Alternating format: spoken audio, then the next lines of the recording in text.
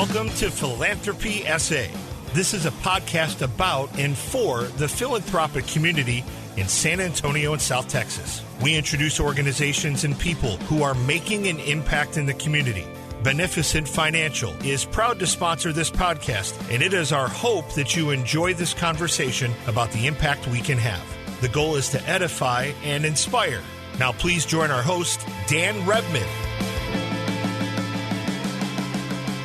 Thank you for joining Philanthropy SA. I'm your host, Dan Rebmann, and I have the distinct pleasure and honor of being joined by a longtime friend, Cara Magrane. Cara, thanks for being here. Thank you for having me, Dan. I'm really thrilled to be here. See, that just proves how long it's been since we chatted. That's right.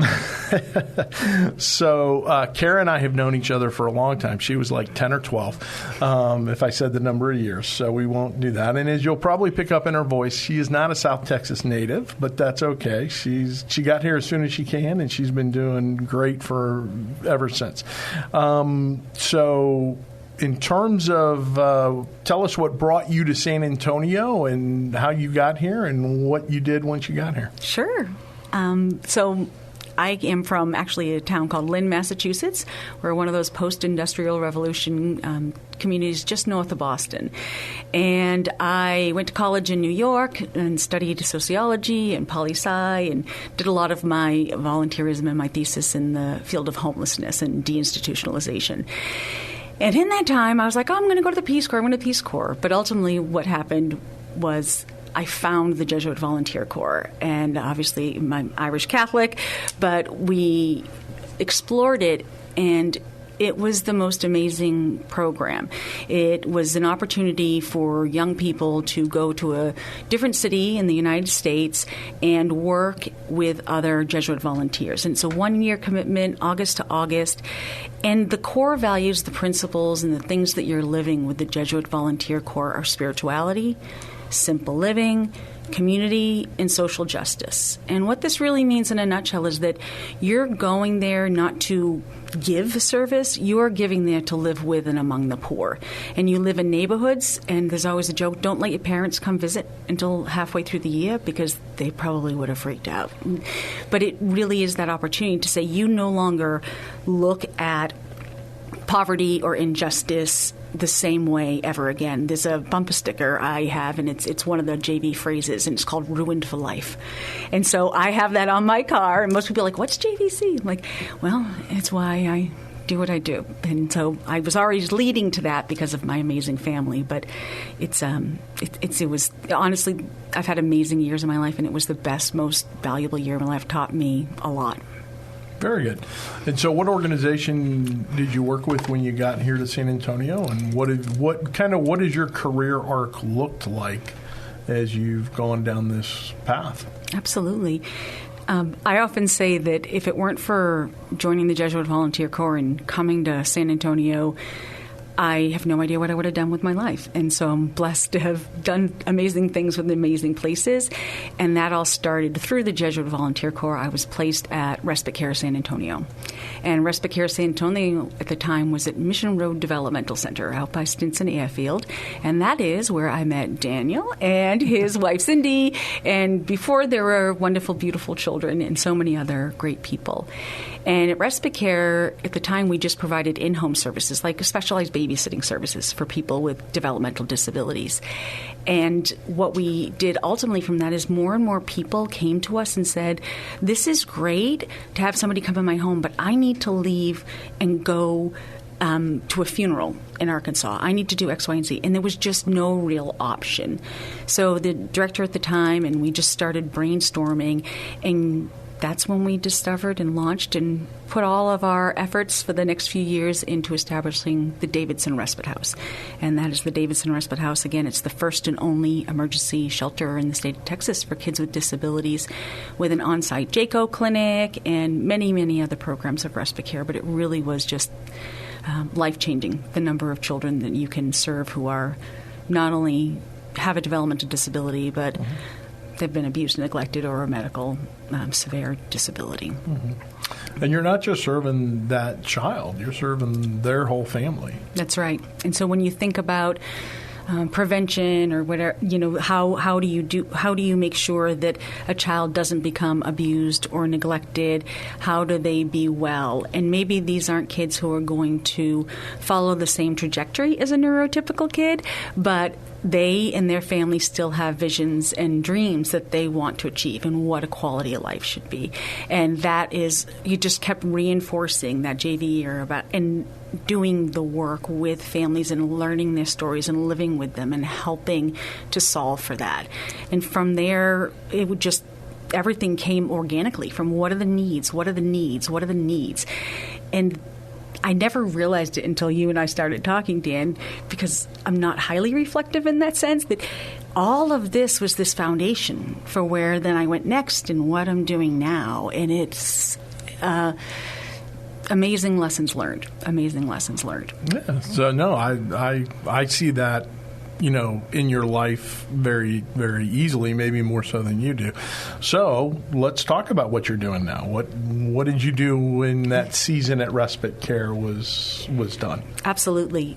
So I left Respite Care San Antonio after about 23 years and 9 months, so just shy of 24 years.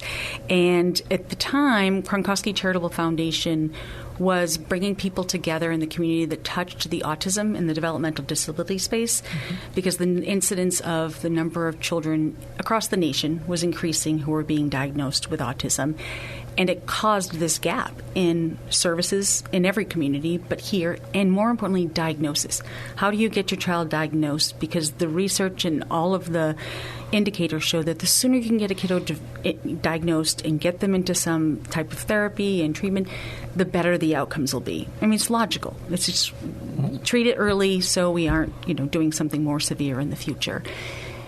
And what was ultimately decided was that we would launch an organization under a collective impact model, and that was called Autism Lifeline Links. And at the time, the director of Kronkosky Charitable Foundation, Tellis Wells, had asked me if I would come and run that project. And I mean, it was just the craziest. I'd worked hard before.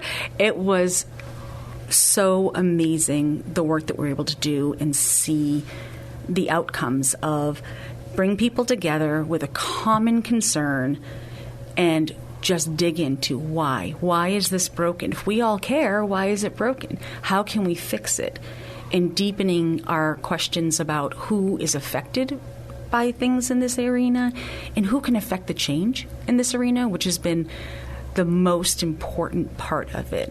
And those are continuing lessons that we have learned and help hopefully refine in how we apply the work that we do. And from that time, Autism Lifeline Links, I was then transferred to Texas A&M San Antonio, which was pretty, an emerging institution here in San Antonio, and they were starting the Center for Autism and Related Disorders. And one of the things I would always think of, because I love nature, was if we can seed and feed something to see if it can grow and go, then that is what we can do. And being able to seed and feed Autism Lifeline Links so it could grow and go, and A&M could do even, A&M San Antonio, to be clear, could do more with that program through research and students and all of that kind of important work. No, that's awesome. So what else? I mean, Kronkosky Foundation is obviously certainly well known within the philanthropic world in San Antonio and that kind of thing. I knew kind of the niche there that you served, but talk a little more generally about Kronkosky and what they do and, kind of where that all fits in the bigger picture of philanthropy. Sure. So when I was leaving, when I moved Autism Lifeline Links to A&M, I was simultaneously asked to come and be the Director of Initiatives and Partnerships at Kronkosky. And that is really digging into systems change and asking some of those questions. So Kronkosky's mission is to produce profound good that is tangible and measurable in Bandera, Bexar, Comal, Kendall, I always drew Alfredo for Civil. It's okay. All the counties around Bexar, Bandera, Kendall, and Comal, even they're not in alpha order. And so with that work, there's always been, we are a grant-making organization, and we do that. One of the things that we really encourage people to do is go to our website at kronkosky.org and look through our website, find out what it takes to become an applicant. Look through the three primary funding areas, and those are health and human services, arts and culture, and then it says other, and other really fits into wildlife and animals and parks and preservation kinds of components. So if you go to our website, you can look at that, and then there's also an apply button. And the process would be you submit a LOI, or what's a letter of intent, that's commonly called a LOI, through the electronic portal. It's received by our grants team at Kronkosky, and they review that, and then we'll reach out. You may get a decline letter. Often that's because you don't even live in the county, and you're not serving anyone in those 4 counties. And then the process goes from there. So we're really proud of that. Very good. Now, Kronkosky's done so much good for so long here in, the San Antonio and the surrounding area. So one of the reasons I wanted us to have this conversation, and the thing that just, I'm really, really excited about, is the notion of, you talked about the notion of having upstream, midstream, and downstream services or needs within the philanthropic world, and within that context of the agencies that provide services and everything. I thought it was brilliant. No surprise that it came from you. And so please share it with our audience and talk to us about what you were referencing and what that means to be upstream or downstream in this space. And I would love to take credit for upstream, downstream. It is not me. I did not create this theory of change. It's been in the oil business for a while, but I was going to let that go. No. So upstream and downstream is a concept that's been used in many industries and is being applied to the healthcare industry and the social service sector now. It is something that's been used when you think about oil and gas refining. The upstream is the geologists, and they're finding they're finding those old fossils and figuring out how to get them out of the ground. And then the middle part is that that manufacturing, and the end point is the petroleum that we all buy to not only run our cars, but some of those middle things, drinking from a water bottle. All these are byproducts of that. And so we invest a lot of time and energy into those systems to make sure that we have what we need at the end as a society to be highly functional. But when you look at social services or healthcare, we're not necessarily investing in the upstream issues to make sure that the downstream effect is good. And we all have a great air quote product at the end of the day that's usable by pretty much everybody in society in one way or another. And when you think of it, to put it in more simple terms, you think about a stream. And if you went downstream for fishing, you catch great fish, right? But if all of a sudden you're going to your same fishing hole, you're going to your same stream, casting your line, everything is great, and no one's biting. The fish aren't biting. And you're saying, this has been a good place for me before. How is this not working? And you start exploring, and you go upstream. And when you get upstream, you find there's a major problem. Something is either blocking the fish, hurting the fish while they spawn, whatever it may be.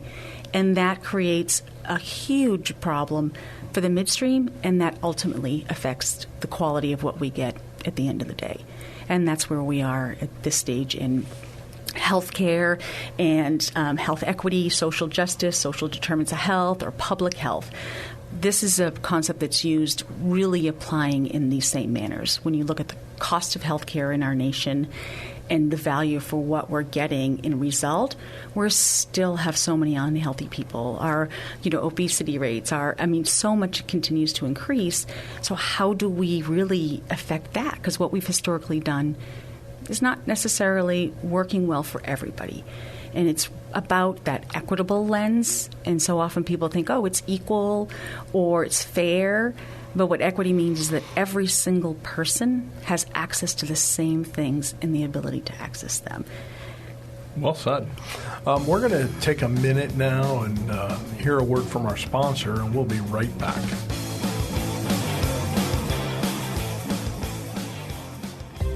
Many of you out there care deeply about wanting to make an impact on the world around you. You want to help take care of the people and organizations that are important to you.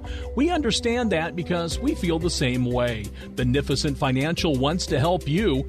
Our mission is to help people like you with professional, individualized financial advice achieve their objectives. Whether your financial legacy will stay within your family or benefit the community at large, we are able to help. Call Beneficent Financial today at 210-999-5511. In addition to traditional wealth management, we offer philanthropic services such as direct donations of required minimum distributions, donor-advised funds, and foundations. Call 210-999-5511 or go online to beneficentfinancial.net. Let us help you do well so you can do good. Securities offered through Momentum Independent Network, member SIPC/FINRA.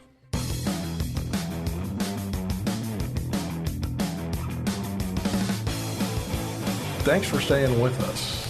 This is Dan Rebmann for Philanthropy SA, and I'm joined by Cara Magrane. And we were just talking about upstream and downstream, and oil was talked about briefly, but it was more from the perspective of how agencies deliver things and how problems can be solved, I guess would be a better way to say it. So let me run this by you, Cara, and you see if this kind of summarizes it or is a correct way of looking at it. So if we're going to fix problems that emerge downstream, we can have a bigger impact, a bigger return on our investment, on our, what we're going to do by tackling some of the upstream issues to make sure that the downstream, still receives the amount of water, the fish are biting, and all those kinds of things on that wonderful analogy you just used. Does that sound right? It's 100% right. And Dan, you used the perfect word at the beginning. It's a reactant. It's a reaction. Downstream is a reaction to a problem that may or may not have needed to happen in the first place. And we can't go back. I think I say to people, we are not going to stop as a society giving people a fish.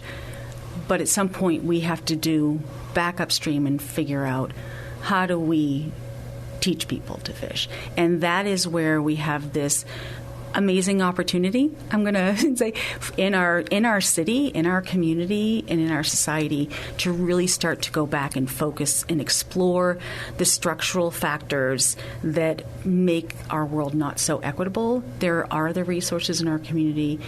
I believe San Antonio is one of the greatest communities doing this work, but we're still doing them in silos. And if we could come together and have this conversation, which just sometimes can be hard, and I shared with you at one point, each entity, nonprofit, corporation, foundation has their own mission, vision, values. They have the work that they are doing. There's no expectation that anybody should stop that work, but I use the analogy and the visual of a person carrying a human with a yoke and carrying 2 buckets of water. All this is taking one of those buckets, dumping just a little bit out, and filling it with community water. Because if not, we're going to continue to see some of the greater challenges and spend exponential and exorbitant amounts of money in some systems. And we could really address so much of this if we just went upstream and focused on what happens midstream before they get downstream.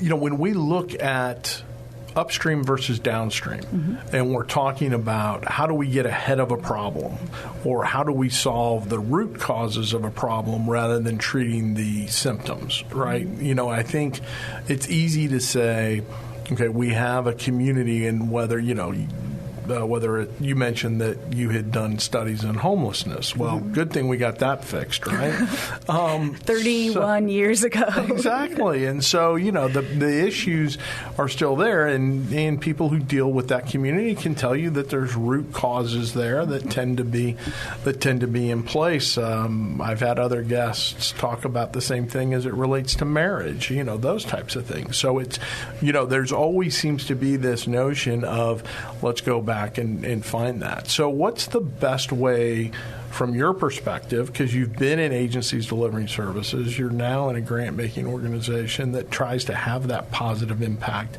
and measure its effectiveness, I'm sure. What's the best way to do that? I think like most things in life, it's a both and. is that we're never going to stop having people in need in our community, in our societies, globally. I think if we stop and think we're solving problems, what if we just didn't have so many problems and so many big problems? And it's solvable. But it takes a committed group of people or community, society, like whatever that may be, small or large, to come together and really have deep, transparent conversations. And some of that means, you think about, as you just said, you had a marriage, one of your other guests being a marriage, preservation of marriage person, right?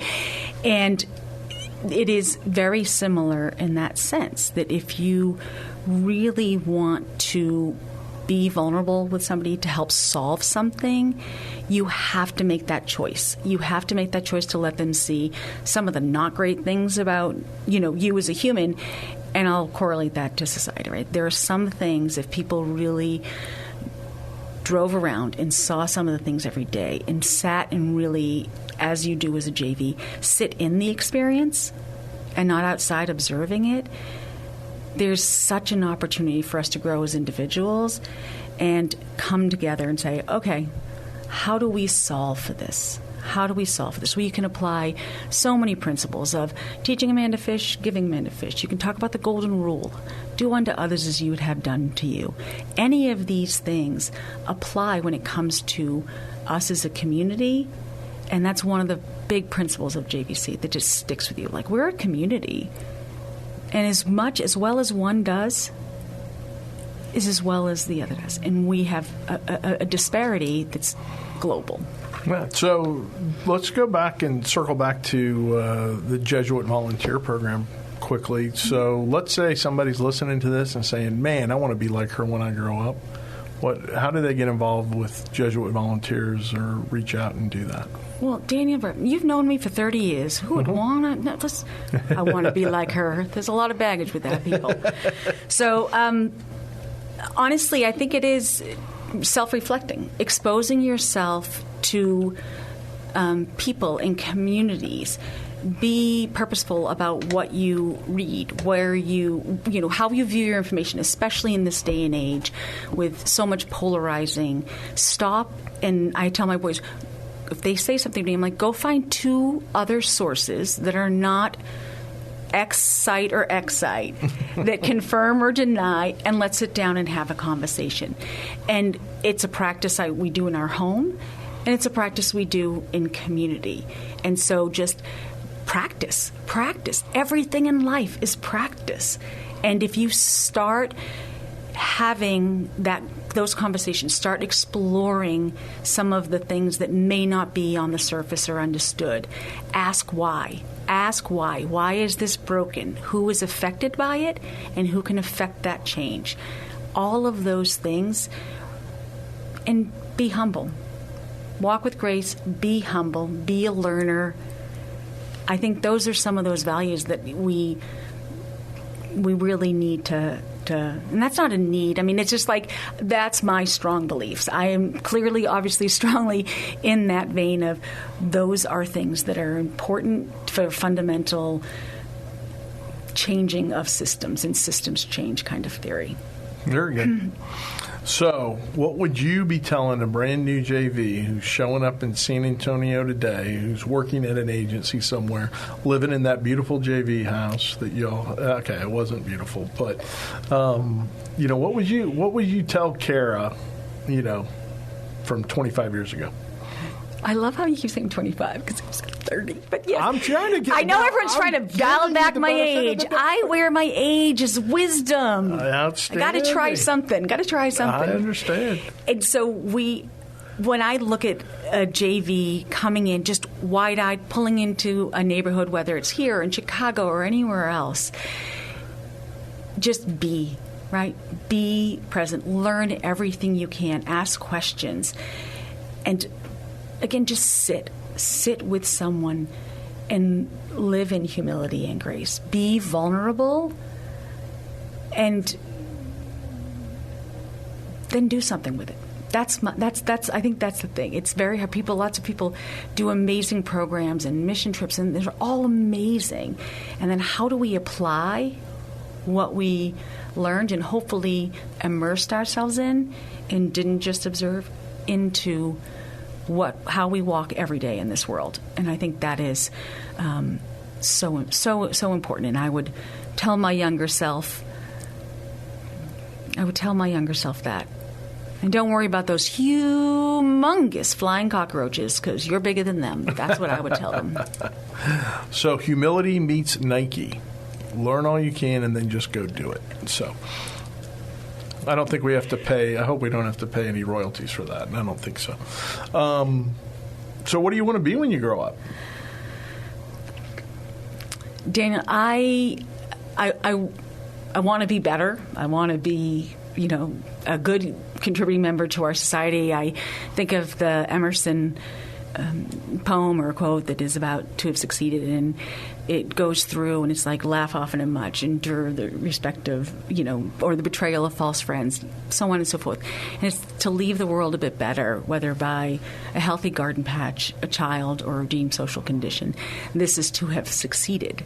It's not to have lived, it's to have succeeded. And often I think in this society, success can be seen as something very different. And that's for everyone to decide. This is the path I've chosen. And I hope with everything I am able to continue to do work that brings people together, has some difficult conversations, and can create and apply and stick with some solutions to solve some really big problems. Wow, that's awesome. That is absolutely awesome. So, Cara, thank you for joining us today. Can't tell you how much fun this is. We'll have to do this again. And look forward to getting more lessons on upstream and downstream, and most importantly, bring the fish over so I can grill it. So, thank you so much for the opportunity, Dan. This has been great. And thanks for what you're doing on this program. Oh, no, it's a ton of fun, and we're very excited about the direction that this is going. So thank you for joining us on Philanthropy SA. On behalf of everybody and our sponsor, I want to say thank you for joining us. And until next time, this is Dan Rebmann. Thank you for joining us at Philanthropy SA. We hope you found something to inspire you during today's conversation. If you know organizations and people who are making an impact in the community, we would love to hear about it. Until next time, do well so you can do good.